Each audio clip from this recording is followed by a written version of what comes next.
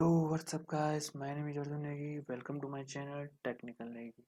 तो गाइस, ये मेरे एचटीएमएल का 7वां पार्ट है और अभी तक आपने इसके 6 पार्ट नहीं देखे हैं तो उनको एक बार जरूर देखिए। आज का टॉपिक है टेबल इन एचटीएमएल इन हिंदी। तो इसमें हम देखेंगे टेबल क्या होता है, उसका यूज कैसे करते हैं, उसके कुछ एप्टीट्यूड क्या है और उसको हम कैसे अपने वेबसाइट पे ऐड कर सकते हैं। हमारा जो टेबल होता है वो हमारा रो और कॉलम का कलेक्शन होता है। रो होती है हमारे अच्छा डब्बा जैसा बना हुआ है, इसे हम रो कहते हैं। और जो हमारे सीधा डब्बा बना हुआ है इसको हम कॉलम कहते हैं।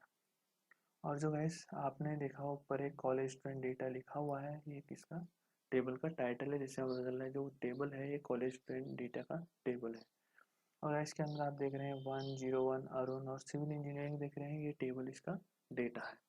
तो गैस जो सबसे पहले इसमें यूज होता है वो टेबल टैग यूज होता है एचटीएमएल में।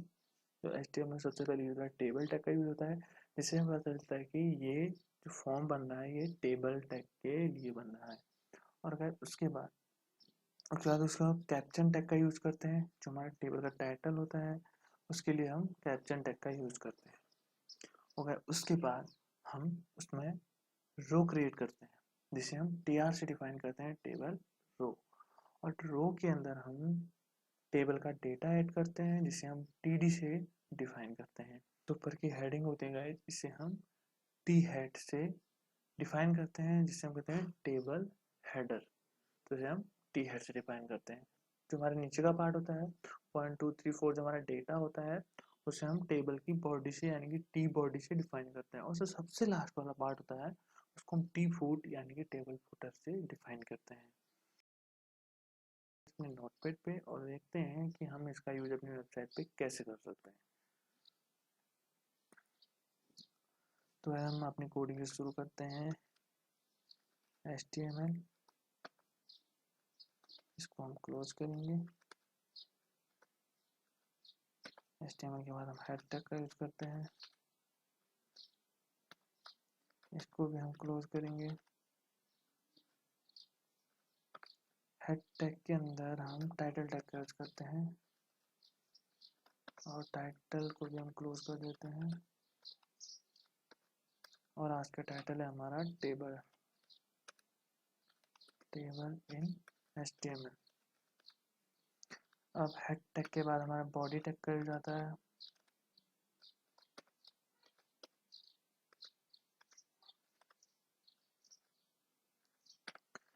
बॉडी टैग के अंदर मैंने आपको कहा था कि टेबल को डिफाइन करने के लिए हम टेबल टैग का यूज करते हैं, टी टेबल टैग, और इसको हम क्लोज भी करते हैं। टेबल टैग के बाद हमारा सबसे पहले टेबल का टाइटल आता है, जिसको डिफाइन करने के लिए हम कैप्शन टैग का यूज करते हैं।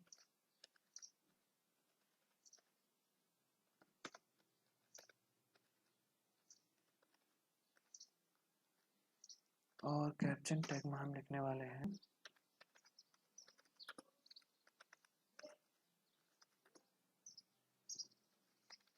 College student data. Caption tag के बाद हम टेबल हेडर, जो हमारा सबसे ऊपर का पार्ट है हेड पार्ट, उसे यूज करने के लिए हम टेबल हेडर का यूज करते हैं।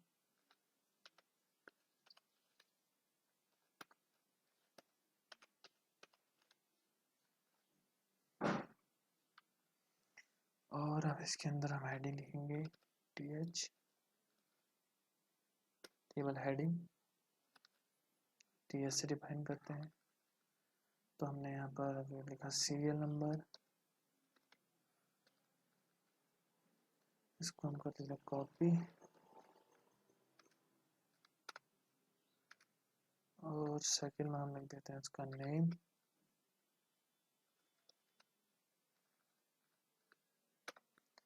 थर्ड में हम लिख देते हैं उसकी ब्रांच। और फोर्थ में लिख देते हैं हम इसका ईयर। और ऐसे नंबर के बाद हम एक और डेटा ऐड कर देते हैं, जिसे हम आईडी का नाम देते हैं। इसको मैं करता हूँ सेव टेबल डॉट HTML। तो इसको डेस्कटॉप पे करते हैं सेव और चलते हैं अपने डेस्कटॉप पे और हमें HTML की फाइल मिल चुकी है। तो इसे करते हैं हम डबल क्लिक और ब्राउज़र को कर देते हैं ओपन। तो आप देखेंगे कुछ कॉलेज स्टूडेंट डेटा और ये कुछ इस टाइप से लिखा हुआ आ गया। लेकिन गाइस हमें दिख रहा है कि इसमें हमें टेबल जैसा कोई व्यू नहीं दिख रहा, ना इसमें कोई रो दिख रहे हैं, ना इसमें कॉलम दिख रहे हैं। बस SN number, ID, name, branch और ईयर लिखा हुआ आ चुका है। ऊपर हमारा टेबल का टाइटल लिखा हुआ आ चुका है। तो इसके लिए टेबल में एक एट्रीब्यूट है जिसे हम कहते हैं बॉर्डर। हम टेबल टैग के अंदर जाते हैं और देते हैं बॉर्डर इक्वल टू 1 और इसको करते हैं सेव। जाके करते हैं इसको रन। तो आप देखेंगे ये कुछ इस टाइप से बना हुआ है। अब एक तो बाहरी लाइन है हमारी टेबल की, एक अंदर वाली लाइन है। तो अंदर वाली जो लाइन है इसे हम हटाने के लिए हमारे पास होता है सेल स्पेसिंग।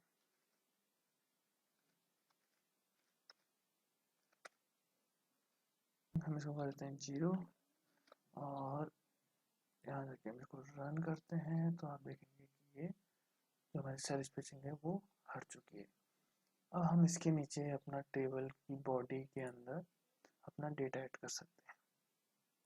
तो टी हेड के नीचे हम अब टी बॉडी का यूज करेंगे, टी, और टी बॉडी को हम करेंगे क्लोज।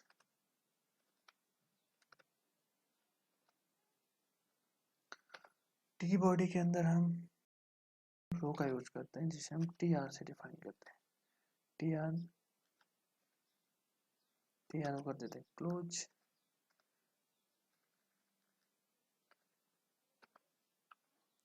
अब रो के अंदर हमारे टेबल का डेटा होता है जिसे हम TD से डिफाइन करते हैं। तो उसे हम लिखते हैं TD।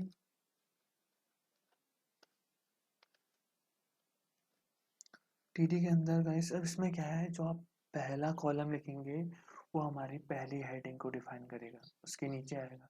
और दूसरा कॉलम लिखेंगे हमारे ID के नीचे आएगा। तीसरा कॉलम नेम के नीचे आएगा जो तीसरा डाटा होगा। चौथा ब्रांच के नीचे और पांचवा ईयर के नीचे। तो हमें 5 टाइप के डेटा लेने हैं।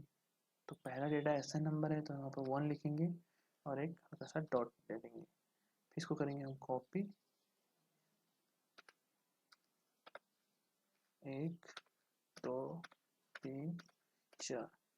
तो पहले हमारा SN नंबर है, दूसरे में हमारे ID है तो 011 और तीसरे में हमारा नेम है तो हम नेम लिख देते हैं।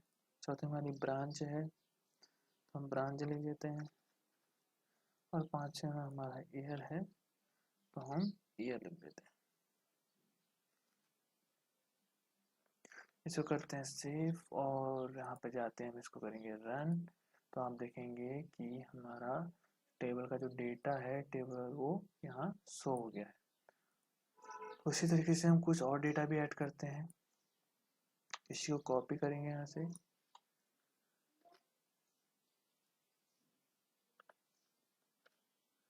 और यहाँ पर हम लिखेंगे 2, यहाँ पर लिखेंगे 2, यहाँ पे मैं अपना नाम लिख देता हूँ और मेरी ब्रांच है IT और मेरा टीयर है 3rd ईयर। तो इसको हम सेव करते हैं और यहाँ पे जाकर हम इसको रन करेंगे तो हमारे पे एक डेटा और ऐड हो गया है। तो ऐसे हम इसमें बहुत सारा डेटा ऐड कर सकते हैं।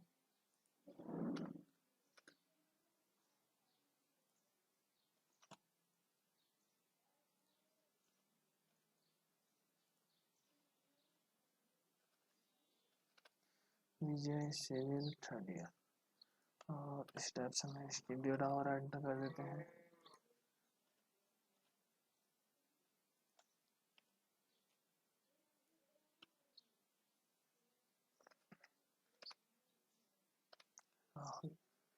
तो एस और ब्राउज़र पे जाते हैं, इसको रन करेंगे तो आप देखेंगे हमें इसी पे बहुत ज़्यादा, इसके नीचे हम बहुत सारा अपना जो डेटा है उसको रेडी कर सकते हैं। जो होता है उसमें बाय डिफ़ॉल्ट क्या होता है, जितना हमारा डेटा होता है प्लेस में देता है तो इसको थोड़ा बड़ा करने के लिए हमें एक नया एट्रीब्यूट होता है जिसे हम कहते हैं सेल पैडिंग।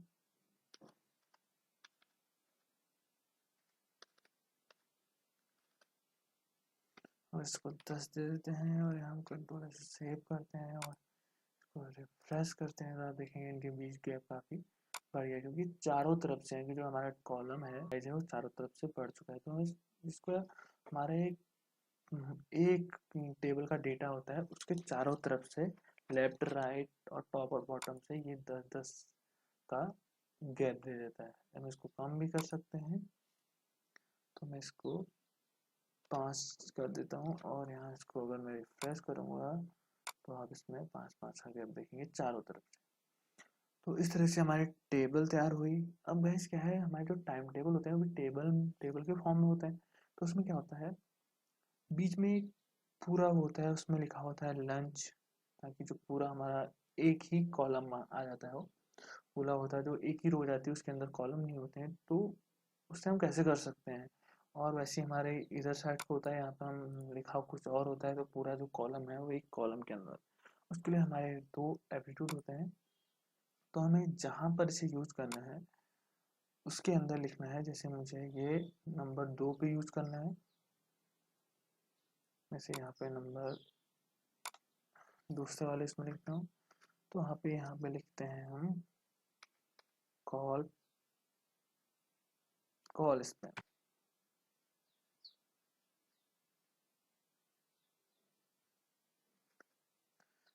Equal to 2। जो हमारे 2 कॉल स्पैम होंगे उनको एक साथ ले लेगा और हम रिफ्रेश करते हैं तो आप देखेंगे आईडी और नेम को एक साथ ले लिया और इनको इसने इधर कर दिया। तो इस तरीके से हम इसको पूरा एक साथ ले सकते हैं। तो ये 2 की जगह अगर हम 5 लिख देंगे, इसको हम ऊपर वाले में लिखते हैं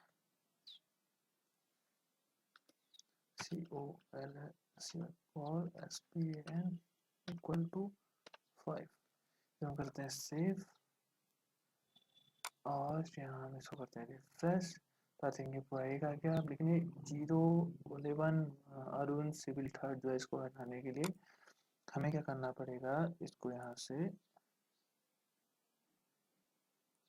हम डिलीट कर देते हैं। इसको करते हैं सेव और इसको जब हम रिफ्रेश करेंगे तो आप देखेंगे पूरा एक रो बन के आ गई है।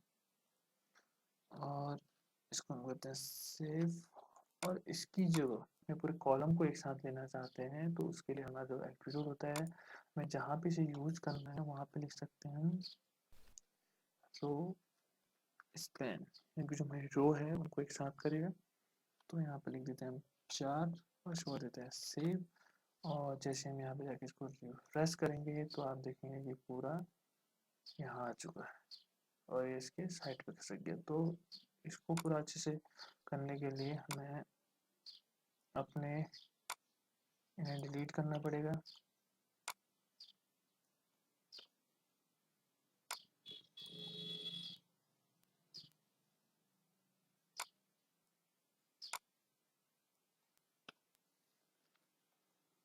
और हमें अगर इसको रिफ्रेश करेंगे तो प्रॉपर तरीके से बन जाएगा। अगर आप यहाँ पर कुछ भी लिख सकते हैं गाइस। नेक्स्ट ऐसे कुछ ऑसम वीडियो के साथ। और अगर आपको इस वीडियो में कोई भी डाउट हो तो आप मुझे कमेंट सेक्शन में पूछ सकते हैं।